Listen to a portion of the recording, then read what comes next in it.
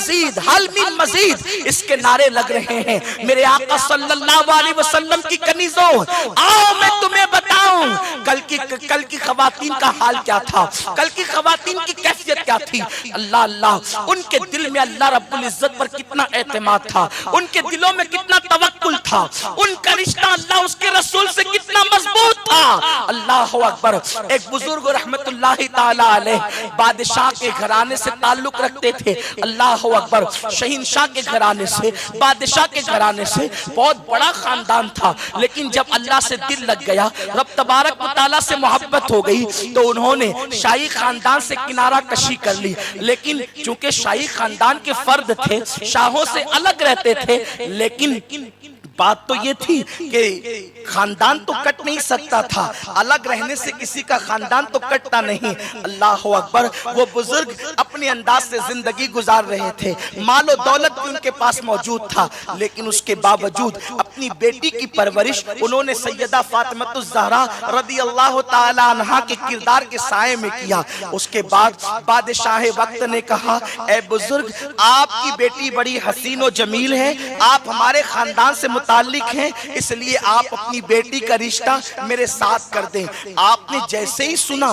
कि बादशाह वक्त अपने लिए मेरी बेटी का रिश्ता मांग रहा है, मैं तुमसे पूछना चाहता हूँ, ऐ खातूने जन्नत की कनीजों, अगर वक्त के एमएलए के घर से, एमपी के घर से या वजीर के घर से आपके घर रिश्ता आए तो हमें खुशी होती है, बड़े बड़े ताजिरों के यहाँ से रिश्ते आए तो हमें खुशी होती है, और यकीनन खुशी की बात भी है। अल्लाह अकबर। खातूने जन्नत रज़ियल्लाहु ताला अन्हा की कनीजों, मेरे आका सल्लल्लाहु अलैहि वसल्लम की कनीजों, इंसान कहता है अल्हम्दुलिल्लाह मेरी बेटी को इतने बड़े बड़े घराने से रिश्ते आ रहे हैं, लेकिन अल्लाह अकबर, क्या सोच थी उस जमाने के मुसलमानों की। अल्लाह अल्लाह। बादशाह से कहा, 3 दिन की मोहलत मुझे दे दे, 3 दिन की मोहलत मुझे चाहिए, ताकि मैं इस पर गौर कर सकूं, और उसके बाद घर तशरीफ लाने के बाद आप कहते हैं बादशाह तो हराम और हलाल में तमीज किए बगैर माल जमा करता है, मैं अपनी बेटी को जहन्नम में झोंक नहीं सकता। और उसके बाद आप रिश्ता ढूंढने के लिए निकले। अल्लाह अकबर। ऐ खातूने जन्नत की कनीजों, मुझे बताओ रिश्ते कहाँ ढूंढे जाते हैं। अल्लाह अल्लाह।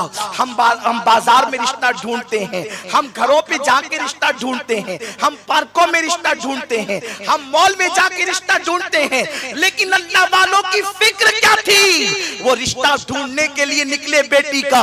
कभी इस मस्जिद जा रहे हैं, कभी इस मस्जिद जा रहे हैं, मस्जिद के दरवाजे पे जा रहे हैं। क्यों जा रहे हैं? कि मुझे दामाद मिले तो गुनाहों के अड्डों पर जाने वाला नहीं, मुझे दामाद मिले तो अल्लाह के घर से चिमटा हुआ मिले, क्योंकि जो रब का वफादार होगा वो सब का वफादार होगा। जो रब का वफादार नहीं हो सकता वो मेरी बेटी का भी वफादार नहीं हो सकता।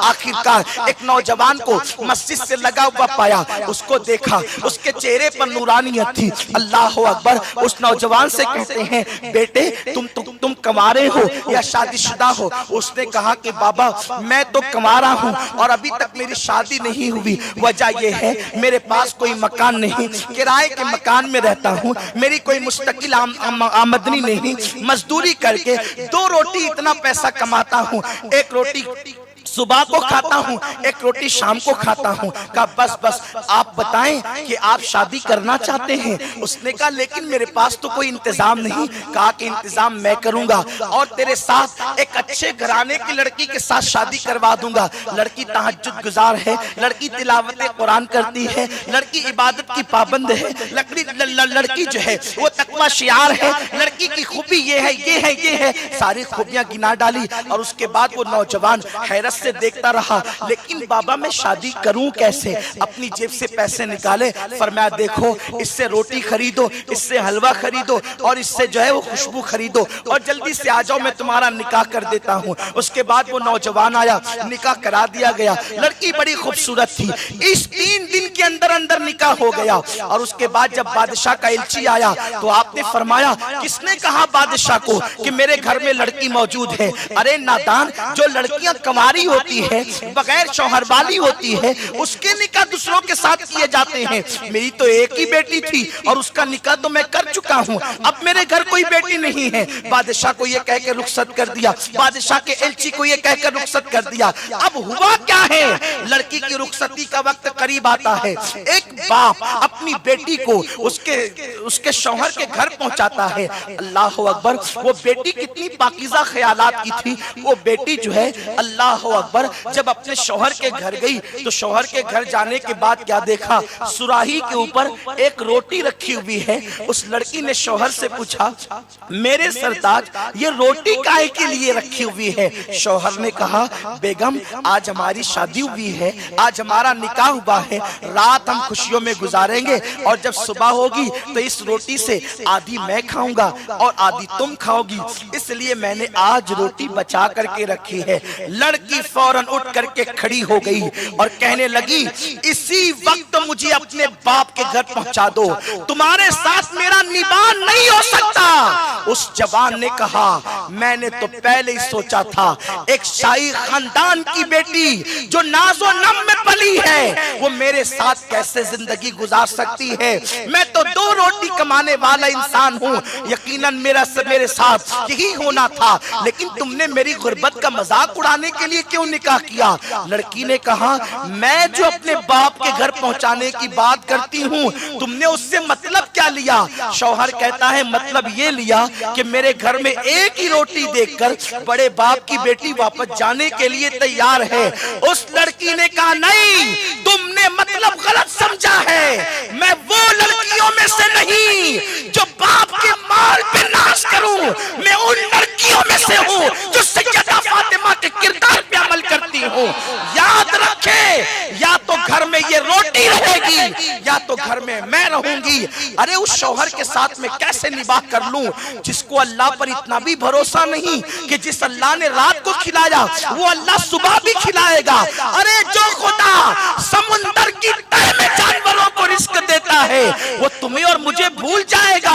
तुम्हारा तवक्कुल कामिल नहीं है, इसलिए मैं घर छोड़ के जाना चाहती हूँ, या रोटी रहे या मैं रहूं। शौहर ने कहा, ठीक है, अगर मुझसे बड़ा तुम्हारा तवक्कुल है तो रोटी नहीं रहेगी। वो रोटी लेकर निकले और गरीब मिला तो उसको दे दिया और उसके बाद आए और फिर घर के अंदर आते हैं। अल्लाह अकबर, उन मियाँ बीवी से जो बच्चा पैदा होता है वो वक्त का वली कामिल पैदा होता है। आप गौर फरमाएं, अगर कौम की बेटियां इतना नहीं कर सकती, और हमें मालूम है दौर के हवाले से इतना तकवा तो आप इख्तियार नहीं कर सकती, कम से कम इतना तो कर सकती है कि अगर गरीब शौहर मिल जाए तो गरीब शौहर के साथ निबाह कर लो, उसे तंग मत करो, इसलिए कि अल्लाह अकबर, ये तकदीर की बात है। तकदीर के साथ समझौता करना ये हम सबकी जिम्मेदारी है। तकदीर से लड़ करके न कोई कामयाब हुआ है, न तुम कामयाब हो सकती हो। मौलाए कायनात के पास एक शख्स आकर कहता है कि ये तकदीर क्या है? उस वक्त मौला अली ने फरमाया, एक पैर उठा ले। उसने एक पैर फौरन उठा लिया, फरमाया दूसरा भी उठा ले। उसने कहा, नहीं उठा सकता। फरमाया, इसी का नाम तकदीर है, न तू मुकम्मल तौर पर मुख्तार है, न तू मुकम्मल तौर पे मजबूर है। तदबीर भी है, तकदीर भी है। ऐ खातूने जन्नत की कनीजों, रिश्ते जो मियाँ बीवी के होते हैं वो आज जन्नत से आते हैं, आसमानों से आते हैं। अल्लाह ने तुम्हारी तकदीर में जो शौहर लिख दिया, अब उसी के साथ निबाह करो, इज्जत के साथ निबाह करो। गरीब है तो निबाह करो, अमीर है तो निबाह करो। अल्लाह के हबीब अलैहि